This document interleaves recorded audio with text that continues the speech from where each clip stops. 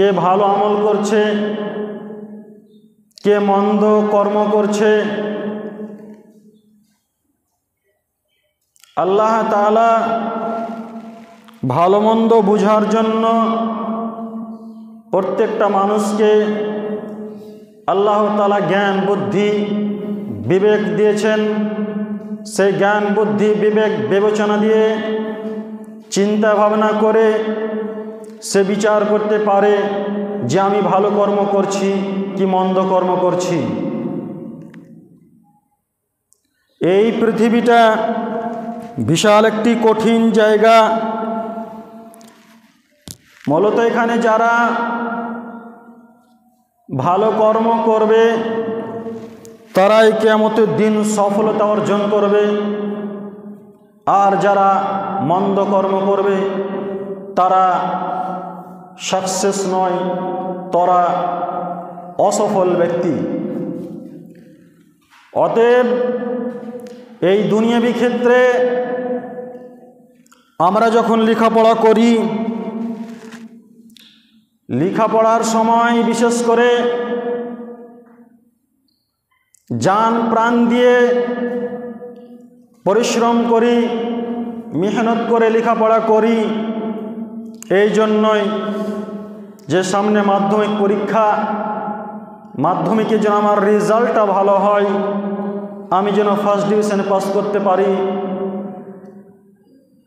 তাই আমরা এই দুনিয়াবি পরীক্ষার জন্য রাত দিন চোখের ঘুমকে হারাম করে রাত 12টা পর্যন্ত 11টা পর্যন্ত লেখাপড়া করি, একমাত্র কিসের জন্য? রেজাল্ট ভালো করার জন্য।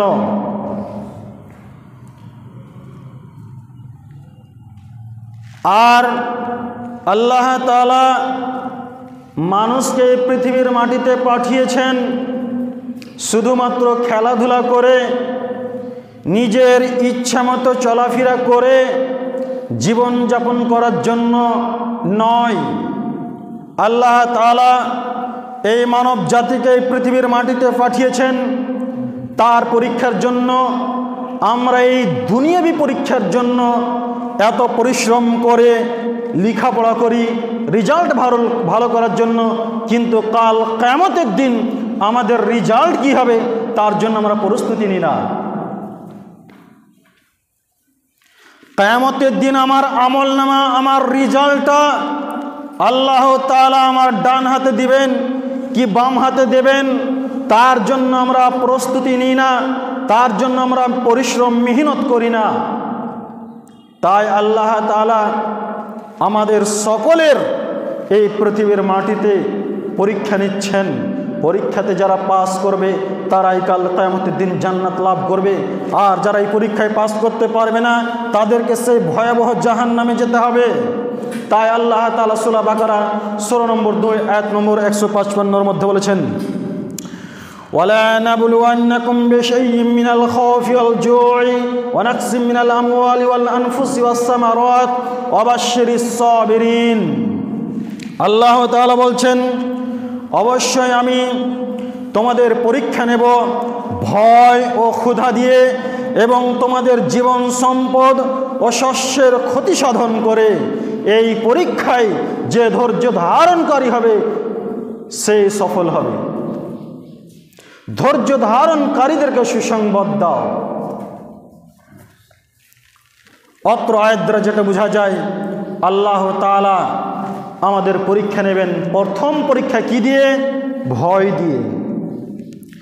বিভিন্ন রকম ভয় দিয়ে আপনি ভয়ে কম্পিত হয়ে থাকবেন। আপনার মধ্যে আল্লাহ তাআলা একটা ভয় ঢেলে দিবেন, সেই ভয় দিয়ে আপনার কি করবেন? আল্লাহ তাআলা পরীক্ষা নেবেন। দ্বিতীয় নম্বর অলজো, ক্ষুধা দিয়ে, ভোগ দিয়ে। আল্লাহ তাআলা আপনার মধ্যে এমন অভাব অনটন করে দেবেন, আপনার পেটে দুমুঠো ভাত যাবে না, আপনার পেট ক্ষুধার তাড়নায় আপনি কাতর হয়ে থাকবেন। আপনাকে আল্লাহ তাআলা আপনার অর্থ সম্পদ কি করবেন? হয়তো নষ্ট করে দিবেন, দিয়ে আপনাকে খিদা দিয়ে, ভুখ দিয়ে, ক্ষুধা দিয়ে আপনাকে পরীক্ষা করবেন। তারপর আপনার জীবন আল্লাহ তাআলা হয়তো আপনাকে বিভিন্ন রকমের অসুখ বিসুখে আক্রান্ত করে দিয়ে আপনার পরীক্ষা নেবেন। আল্লাহ তাআলা আপনার শস্য, ক্ষেত, ফসল, এই সমস্ত ফসলগুলোকে আল্লাহ তাআলা কি করবেন? অনেক সময় আমরা দেখেছি আল্লাহ তাআলা কি করেছেন? পাথর বর্ষণ করে ধানকে শেষ করে দিয়েছেন, পাট শেষ করে দিয়েছেন, বিভিন্ন রকমের ফসলকে আল্লাহ তাআলা উপর থেকে আযাব দিয়ে পাথর বর্ষণ করে কি করে দিয়েছেন? তছনছ করে দিয়েছেন। আল্লাহ তাআলা এগুলো আমাদেরকে পরীক্ষা নেওয়ার জন্যই একমাত্র এগুলো করে থাকেন। তবে আল্লাহ তাআলা বলছেন, যারা ধৈর্য ধারণকারী, এগুলোর মধ্যে যারা ধৈর্য ধারণ করবে তাদেরকে সুসংবাদ দিয়ে দাও। সুসংবাদটা কি? সূরা জুমার সূরা নম্বর 39 আয়াত নম্বর 10 এর মধ্যে আল্লাহ তাআলা বলছেন, ইন্নামা ইয়াতাওয়াফাস সাবিরুনা আজরাহুম বিগাইরি হিসাব। আল্লাহ তাআলা বলছেন, ধৈর্য ধারণকারীদের অগণিত বেহিসাব পুরস্কার দেওয়া হবে। আল্লাহ তাআলা আপনাকে বিভিন্ন রকম সমস্যার মধ্য দিয়ে আপনাকে পরীক্ষা নিচ্ছেন। এই পরীক্ষার মধ্যে যারা ধৈর্য ধারণ করবে, ওই ধৈর্য ধারণকারীদেরকে আল্লাহ তাআলা কি করবেন? অগণিত পুরস্কার দেবেন। এছাড়াও সূরা মুহাম্মদ সূরা নম্বর 74 আয়াত নম্বর 31 এর মধ্যে মহান আল্লাহ বলেন, ওয়ালা নাবলুওয়ান্নাকুম হাত্তা না'লামাল মুজাহিদিনা মিনকুম। আল্লাহ তাআলা বলছেন, আমি অবশ্যই তোমাদেরকে পরীক্ষা করব, যাতে তোমাদের মধ্যকার মুজাহিদ ও ধৈর্য ধারণকারীদেরকে আমি চিনে নিতে পারি। আমি তোমাদেরকে অবশ্যই পরীক্ষা করব, যাতে তোমাদের মধ্যকার মুজাহিদ ও ধৈর্য ধারণকারীদেরকে চিনে নিতে পারি। তাই আল্লাহ তাআলা এই পৃথিবীর মাটিতে আমাদেরকে বিভিন্ন রকমের সমস্যার মধ্যে দিয়ে আমাদের পরীক্ষা নিয়ে থাকেন। অনেক সময় আল্লাহ তাআলা কি করেন? আমাদের মধ্য থেকে ছোট ছোট বাচ্চাদেরকে আপনার কোল থেকে, আমার কোল থেকে আল্লাহ তাআলা নিয়ে কি করেন? পরীক্ষা করেন যে এই ব্যক্তি ধৈর্য ধারণ করতে পারছে কিনা। এই ব্যাপারে পরিষ্কার সহিহ বুখারী হাদিস নম্বর 1283 মধ্যে বলা হয়েছে, আনাস থেকে তিনি বলেন, রাসূল সাল্লাল্লাহু আলাইহি সাল্লাম জনৈক মহিলার নিকট দিয়ে গমন করছিলেন, যাচ্ছিলেন, আর সেই মহিলাটি একটি কবরের পাশে বসে কাঁদছিল, কান্না করছিল। আল্লাহর নবী সেই মহিলাটিকে দেখে বললেন, ইত্তাকিল্লাহ ওয়া আসবিরি, তুমি আল্লাহকে ভয় করো এবং ধৈর্য ধারণ করো। সেই মহিলাটি বলল, আপনি আমাকে ছেড়ে দিন, আপনি আমার মতো মুসিবতে পড়েননি, আপনি আমার মতো বিপদে পড়েননি। তারপরে সেই মহিলাটিকে বলা হলো যে এই লোকটা হচ্ছে রাসূল সাল্লাল্লাহু আলাইহি সাল্লাম। তারপরে সেই মহিলাটি তখন কি করলেন? সেই মহিলাটি রাসূল সাল্লাল্লাহু আলাইহি সাল্লামের বাড়ির দরজার সামনে গেলেন, গেটের সামনে গেলেন। ফালাম তাজিদু মিনহু ইনদাহু বাওয়াবিনা। আল্লাহ রসুলের বাড়ির গেটের সামনে গিয়ে, দরজার সামনে গিয়ে সেই মহিলাটি কোনো দারোয়ান দেখতে পেলেন না, কোনো গেটম্যান দেখতে পেলেন না। আজ আমাদের সমাজের একটু যদি ওই ধরনের মানুষ হয়, তার সিকিউরিটি গার্ড তার বাড়িকে দেখভাল করার জন্য, তার যাতে কোনো রকমের সমস্যা না হয় তার জন্য সিভিক ভলেন্টিয়ার আর বিভিন্ন রকমের সিকিউরিটি গার্ড নিয়ে আমরা কি করি? চলাফেরা করি এবং বাড়িতেও থাকি। কিন্তু আল্লাহ রসুল বিশ্বনবী, তিনি এত বড় সারা পৃথিবীর সমস্ত নবীদের মধ্যে সর্বশ্রেষ্ঠ একজন নবী, আর তার বাড়িতে কোনো গেটম্যান নেই, তার বাড়িতে কোনো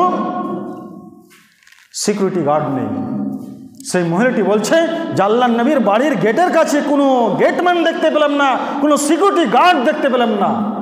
তারপর আল্লাহ নবীকে বলছেন, লাম আরিফকা, আমি আপনাকে চিনতে পারিনি, আপনাকে না চিনি আপনাকে আমি এইভাবে কথা বলে দিয়েছি, আপনাকে আমি চিনতে পারিনি। তখন রাসূল সাল্লাল্লাহু আলাইহি ওয়াসাল্লাম বলছেন যে ধৈর্য তো প্রথম আঘাতেই। অন্য এক অপর বর্ণনায় পাওয়া যায় সেই মহিলাটি তার একটি ছোট্ট সন্তানের জন্য কান্নাকাটি করছিল। তার মানে অনেক সময় আল্লাহ তাআলা কি করেন? আমাদের মধ্য থেকে ছোট ছোট বাচ্চাদেরকে আমাদের কোল থেকে উঠিয়ে নেন, নিয়ে আমাদেরকে পরীক্ষার মধ্যে ফেলে দেন। এখানে আমাদের কী করতে হবে? ধৈর্য ধারণ করতে হবে।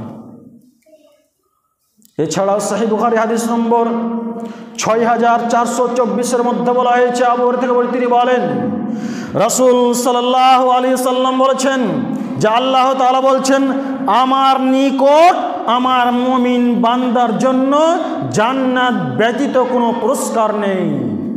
আমার নিকট আমার মুমিন বান্দার জন্য জান্নাত ব্যতীত আর কোনো পুরস্কার নেই যখন আমি তার প্রিয়জনকে নিয়ে নিই। আর তখন সে সবের আশায়, নেকির আশায় ধৈর্য ধারণ করে। তার মানে আপনার পছন্দের জিনিস, ধরে নেন আপনার ছোট্ট একটা সন্তান, আপনার কলিজার টুকরা, আপনি জান প্রাণ দিয়ে তাকে ভালোবাসছেন, আল্লাহ তাআলা কি করলেন, আপনার কোল থেকে উঠে নিলেন। আর এখানে যদি আপনি সওয়াবের আশায়, নেকির আশায় যদি ধৈর্য ধারণ করেন, আল্লাহ তাআলা আপনি কি করবেন, পুরস্কারটা কি দেবেন, জান্নাত দেবেন তার বিনিময়ে। এছাড়াও সহিহ বুখারী হাদিস নম্বর 3474 মধ্যে বলা হয়েছে, আয়েশা থেকে বর্ণিত, তিনি বলেন, রাসূল সাল্লাল্লাহু আলাইহি সাল্লামকে জিজ্ঞেস করলাম আনি তাউন, মহামারী রোগ সম্পর্কে। মহামারী রোগ সম্পর্কে আমি আল্লাহ রসুলকে জিজ্ঞেস করলাম। আল্লাহ রসুল বললেন, এটা আল্লাহ তাআলার পক্ষ থেকে একটা শাস্তি। আল্লাহ তাআলা যাকে চান পৃথিবীতে তার উপরে এটা দিয়ে দেন। আর মুমিনদের জন্য তিনি কি বললেন, এটা মুমিনদের জন্য রহমত স্বরূপ বানিয়ে দিলেন। কেউ যদি মহামারী রোগে আক্রান্ত হয়, তার মানে জানতে হবে যেটা আল্লাহ তাআলার পক্ষ থেকে মুমিনের জন্য রহমত, মুমিনের জন্য দয়া। অতএব সেই ব্যক্তি যদি কি করে, এখানে ধৈর্য ধারণ করে, সে যদি ভাবে যে আল্লাহ তাআলার পক্ষ থেকে আমার জন্য যা নির্ধারণ করা হয়েছে তাই আমাকে আক্রান্ত করেছে এই রোগে, তাহলে আল্লাহ রাসূল বলছেন যে এইরকম কেউ যদি ধৈর্য ধারণ করে, তাহলে তার বিনিময় শহীদের সমপরিমাণ তাকে নেকি দেওয়া হবে। সুবহানাল্লাহ। আজ আমাদের মধ্যে কোনো মানুষকে যদি ওইরকম বড় ধরনের রোগে আক্রান্ত হয়, তাহলে আমাদের মধ্যে কিছু লোক রয়েছে, কিছু নিকৃষ্ট লম্পট রোগ রয়েছে, এরা মনে মনে বলে যে আরে এই এত পরহেজগার মানুষ, দিনদার মানুষ, আল্লাহ একে এইরকম ধরনের এত বড় রোগে আক্রান্ত করে দিল। আসলে এই ভালো মানুষ নয়, আমরা এরকম ধারণা করে থাকি। আরেকটা হাদিস বলি, এ ব্যাপারে পরিষ্কার বলা হয়েছে। সহিহ বুখারী হাদিস নম্বর 5652 মধ্যে বলা হয়েছে, আতা ইবনে আবি রাবাহ থেকে বর্ণিত, তিনি বলেন যে, তিনি বলছেন যে ইবনে আব্বাস আমাকে বলছেন যে তোমাকে কি আমি একটি জান্নাতি মহিলা দেখাবো না? আমি বললাম বালা, হ্যাঁ অবশ্যই। তখন তিনি কি করলেন, ক্বালা হাদিহিল মারআতুস সাওদাউ, তিনি একটা কালো মহিলার দিকে ইশারা করে দেখালেন যে এই মহিলাটা হচ্ছে জান্নাতি। সেই মহিলাটা কি করলেন, আল্লাহর নবীর নিকটে আসলেন। এসে তিনি আল্লাহ নবীকে বলছেন, কি বলছেন, ইন্নী আসরাউ ওয়া ইন্নী আতাকাশশাফু। সেই মহিলাটি আল্লাহর নবীকে বলছেন যে আমি মির্গির রোগে আক্রান্ত, আমি মির্গির রোগে ভুগছি। সেই মহিলাটি বলছেন, আল্লাহ রাসূল, আমি মির্গির রোগে আক্রান্ত, মির্গির রোগে ভুগছি। আর এই মির্গির রোগটা যখন আমার শরীরে দেখা দেয়, আমি একজন মহিলা মানুষ, আমার শরীরে আমার পরনে কাপড় থাকে না, আমার শরীর বিবস্ত্র হয়ে যায়, আমার শরীর উলঙ্গ হয়ে যায়। একজন মহিলাকে আল্লাহ তাআলা এই ধরনের অসুখ দিয়েছেন। এত বড় বালা, এত বড় মুসিবত। সেই মহিলাটি আল্লাহ নবীকে বলছেন, ফাদউল্লাহ তাআলা, আপনি আল্লাহ তাআলার কাছে আমার জন্য দোয়া করুন। তখন আল্লাহ নবী বললেন, ওয়া ইন শি'তি সাবারতি ওয়ালাকিল জান্নাহ, তুমি যদি চাও তাহলে ধৈর্য ধারণ করতে পারো, আর ধৈর্য যদি তুমি ধরে নাও, এর বিনিময়ে, এর ফলে তুমি জান্নাত লাভ করবে। আর যদি চাও আমি দোয়া করে দিই, দোয়া করে দেব। তখন সেই মহিলাটি বললেন, আসবিরু, আমি ধৈর্য ধারণ করব। ভাবতে পেরেছেন, এত বড় অসুখ আল্লাহ তাআলা একজন মহিলাকে দিয়েছেন, যেই অসুখের বিনিময়ে, যে অসুখের ফলে তার পরনে কাপড় থাকে না, শরীর উলঙ্গ হয়ে যায়, তারপরে আল্লাহ রাসূল যখন বলছেন যে তুমি যদি ধৈর্য ধারণ করো তাহলে এই ধৈর্যের ফলে তুমি জান্নাত লাভ করবে, তখন সেই মহিলাটি কি বলছেন, আসবিরু, আমি ধৈর্য ধারণ করব। তার মানে ধৈর্য ধারণ করে আমি জান্নাত লাভ করব। তখন সেই মহিলাটি আল্লাহ নবীকে বলছেন, আল্লাহ রাসূল, তাহলে আপনি আমার জন্য একটা দোয়া করুন। সেই দোয়াটা কি, আমার যে শরীর উলঙ্গ হয়ে যাচ্ছে, আমি একজন মহিলা মানুষ, আমি একজন সুন্দর নারী মানুষ, মহিলা মানুষ, আমার শরীর যখন উলঙ্গ হয়ে যায় তখন পরপুরুষ আমার শরীরে অঙ্গ প্রত্যঙ্গ দেখে ফেলে।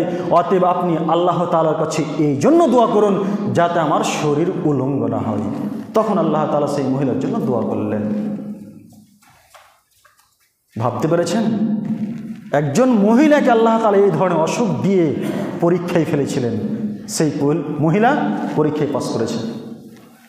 আজ আমাদের সমাজের মধ্যে মানুষকে যদি এই ধরনের অসুখ বিসুখ আক্রান্ত করে, তখন আমরা অধৈর্য হয়ে বলে দিই, আল্লাহ তুমি কি আমাকেই পেয়েছো এত বড় অসুখকে আক্রান্ত করতে?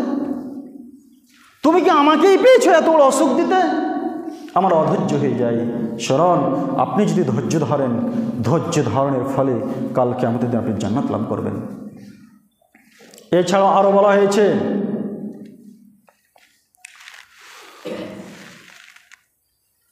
এমনকি বিশেষ করে বলা হয়েছে সহিহ বুখারী হাদিস নম্বর 5641 মধ্যে বলা হয়েছে, রাসূল সাল্লাল্লাহু আলাইহি ওয়াসাল্লাম বলছেন, কোনো মুসলমান যদি যে কোনো রোগে আক্রান্ত হয়, দুশ্চিন্তা, অস্থিরতা, এমনকি তার পায়ে যদি কাঁটা বেঁধে যায়, তার পায়ে যদি কাঁটা বেঁধে যায় হাঁটতে হাঁটতে, অথবা পায়ে যদি উঝট লেগে যায়, সামান্যটুকু যদি কষ্ট পায়, তার ফলেও রাসূল সাল্লাল্লাহু আলাইহি ওয়াসাল্লাম বলছেন যে তার পাপ মোচন হবে। এই পৃথিবীর মাটিতে চলাফেরা করতে গিয়ে আপনি হাঁটছেন, হাঁটতে হাঁটতে হাঁটতে একটা ইটে উঝট লেগে গেল, আপনি এই যে একটু ব্যথা পেলেন, কষ্ট পেলেন, আপনার পায়ে কেটা কাঁটা লেগে গেল, এইটুকুর ফলে আল্লাহ তাআলা আপনার পাপকে মোচন করে দেবেন। ভাবতে পেরেছেন তিনি কত বড় দয়াবান? আল্লাহ তাআলা চান না আপনাকে জাহান্নাম দিতে, আল্লাহ তাআলা চাইছেন যে এই পৃথিবীর মাটিতে আপনাকে হালকা ফুলকা শাস্তি দিয়ে, কষ্ট দিয়ে আপনার পাপগুলোকে মোচন করে দিতে চাইছেন। এছাড়া বলা হয়েছে সহিহ বুখারী হাদিস নম্বর 5645 মধ্যে বলা হয়েছে, আবু হুরায়রা থেকে তিনি বলেন, রাসূল সাল্লাল্লাহু আলাইহি সাল্লাম বলেছেন, আল্লাহ তাআলা যখন তার কোনো বান্দার মঙ্গল চান তখন তাকে পৃথিবীর মাটিতে বিপদে ফেলে দেন। আল্লাহ তাআলা তার কোনো বান্দার যখন মঙ্গল চান তখন তাকে বিপদে ফেলে দেন, বিপদের সম্মুখীন করে দেন। আপনি কোনো বিপদে পড়েছেন, কোনো সমস্যায় পড়েছেন, তার মানে আপনাকে এটা ভেবে নিতে হবে যে আল্লাহ তাআলা আপনার ভালো চাইছেন বলেই আপনাকে সমস্যার মধ্যে ফেলেছেন, বলেই আপনাকে কোনো অসুখ বিসুখে আক্রান্ত করেছেন আল্লাহ তাআলা। নিশ্চয়ই আপনাকে ভেবে নিতে হবে যে এর মধ্যে আমার কোনো ভালো আছে। এছাড়া আরো বলা হয়েছে, তিরমিজি হাদিস নম্বর 2396 মধ্যে বলা হয়েছে, রাসূল সাল্লাল্লাহু আলাইহি ওয়াসাল্লাম বলছেন, ইদা আরাদাল্লাহ, যখন আল্লাহ তাআলা তার কোনো বান্দার মঙ্গল চান, যখন আল্লাহ তাআলা তার কোনো বান্দার মঙ্গল চান তখন তাকে দ্রুত তার উপর বিপদ আপদ অবতীর্ণ করে দেন। যখনই আল্লাহ তাআলা তার কোনো বান্দার মঙ্গল চান, আল্লাহ তাআলা দ্রুত তার উপর বিপদ আপদ অবতীর্ণ করে দেন। আর আল্লাহ তাআলা কোনো বান্দার যখন অমঙ্গল চাই তখন আল্লাহ তাআলা কি করেন? তাকে গুনাহের মাঝে ছেড়ে দেন, আর পরিশেষে আল্লাহ তাআলা কিয়ামতের দিন তাকে শাস্তি দেবেন। তারপর আল্লাহ রাসূল আরো বলছেন যে কষ্ট অধিক হলে নেকি বেশি হয়, সব বেশি হয়। তার মানে যার যত কষ্ট বেশি হবে, আপনি কোনো একটা অসুখে ভুগছেন, আপনি কোনো একটা রোগে আক্রান্ত হয়েছেন, ওই অসুখে ওই রোগে আপনি ধৈর্য ধারণ করে আছেন, সবর করছেন, ধৈর্য ধারণ করছেন, আল্লাহর নবী বলছেন যে ওই লোক যত বেশি কষ্ট পাবে সে তত বেশি নেকি পাবে। তারপরে আল্লাহ রাসূল বলছেন, যখন কোনো বান্দাকে আল্লাহ তাআলা ভালোবাসেন তখন তাকে পরীক্ষায় ফেলে দেন। আপনাকে যদি আল্লাহ তাআলা ভালোবাসেন, আপনি দেখতে পাবেন যে আল্লাহ তাআলা আপনাকে কোনো না কোনো পরীক্ষায় ফেলে দিয়েছেন। তার মানে আপনাকে ভেবে নিতে হবে যে আল্লাহ তাআলা আমাকে ভালোবেসেছেন বলে আমাকে পরীক্ষায় ফেলেছেন। তবে এই পরীক্ষায় যে খুশি থাকবে, যে সন্তুষ্টি থাকবে, তার প্রতি আল্লাহ সন্তুষ্ট থাকবে। আর এই পরীক্ষায় যে অখুশি থাকবে, নারাজ থাকবে, তার প্রতি আল্লাহ তাআলা নারাজ থাকবেন। ভাবতে পেরেছেন? আপনি অসুখে আক্রান্ত হয়েছেন, কোনো পরীক্ষার মধ্যে পড়ে আছেন, আপনি যদি সেই পরীক্ষায় অসন্তুষ্ট হয়ে যান, আল্লাহ তাআলা আপনার প্রতি অসন্তুষ্ট হয়ে যাবেন। আর আল্লাহ তাআলা সন্তুষ্টি ছাড়া কেউ জান্নাতে যেতে পারে না। আপনার প্রতি যদি আল্লাহ অসন্তুষ্ট হয়ে যায়, আপনাকে সেই জাহান্নাম যেতে হবে। অতএব আমাদের সকলের উচিত হবে, আমরা যে কোনো বালা মুসিবতে পড়ি না কেন, যে কোনো রোগে আক্রান্ত হই না কেন, যে কোনো সমস্যার সম্মুখীন হই না কেন, আমাদের উচিত হবে আল্লাহ তাআলার কাছে ধৈর্য ধারণ করা, যে আল্লাহ আমি এই ধৈর্য ধারণ করছি, এই ধৈর্যের বিনিময়ে তুমি আমাকে জান্নাত দিও। কিন্তু বিশেষ করে সমাজের কিছু এমন থার্ড পার্সেন্ট লোক রয়েছে, এরা মানুষকে নিয়ে কি করে, অবহেলা করে, তাদেরকে নিয়ে ঠাট্টা বিদ্রুপ করে যে এই লোকটা অসুখে আছে, 2-4-5 বছর থেকে ধরে নেন আপনি একজন পরেশগার মানুষ, আপনি বিছানায় পড়ে আছেন, আপনাকে ঠাট্টা বিদ্রুপ করে, এই লোক খুব ভালো লোক ছিল না, এ খুব শয়তান লোক ছিল, না হলে আল্লাহ তাআলা একে এত বড় শাস্তি দিয়ে কেন রাখবে? মনে রাখবেন, এর পূর্বে বলেছিলাম, যারা এই পৃথিবীর মাটিতে অন্যায় অত্যাচার করে, মানুষের উপরে জুলুম নির্যাতন করে, যারা অন্যায় করে, যারা পাপের সাথে লিপ্ত রয়েছে, তার মৃত্যু হবে হঠাৎ করে, তার মৃত্যু হঠাৎ করে হবে। আপনাকে আল্লাহ তাআলা তওবা করার সুযোগ দেবেন না, আল্লাহ তাআলা আপনার পাপকে মোচন করার আপনাকে সুযোগ দেবেন না। আর যারা এই পৃথিবীর মাটিতে মুমিন, যারা ভালো দিনদার পরহেজগার, তাদেরকে আল্লাহ তাআলা এই পৃথিবীর মাটিতে কোনো অসুখ দিয়ে, কোনো রোগে আক্রান্ত করে, তাকে একটু কষ্ট দিয়ে এই পৃথিবীর মাটি থেকে উঠাবেন। কেন? আল্লাহ তাআলা চাইছেন তাকে জান্নাতে দিতে। আপনি হঠাৎ মৃত্যুবরণ করেছেন, তার মানে আপনার ভাগ্যের জান্নাত লভবে না, এটা আপনাকে ভেবে নিতে হবে। আর কারো রোগ অসুখ বিসুখ দেখে ঠাট্টা বিদ্রুপ খবরদার করার চেষ্টা করবেন না, আর বলবেন না যে লোকটা খারাপ বলে একে আল্লাহ তাআলা এরকম অসুখ দিয়ে রেখেছে। কিন্তু আমাদের চরিত্র এরকম, আমরা ধারণা করতে খুব বাহাদুর। তাই আল্লাহ তাআলার কাছে পরিশেষে দোয়া করি, আল্লাহ তুমি আমাদের মধ্যে যারা রোগে আক্রান্ত রয়েছে, তাদেরকে তুমি ধৈর্য ধারণ করা তৌফিক দান করো, আল্লাহুম্মা আমিন।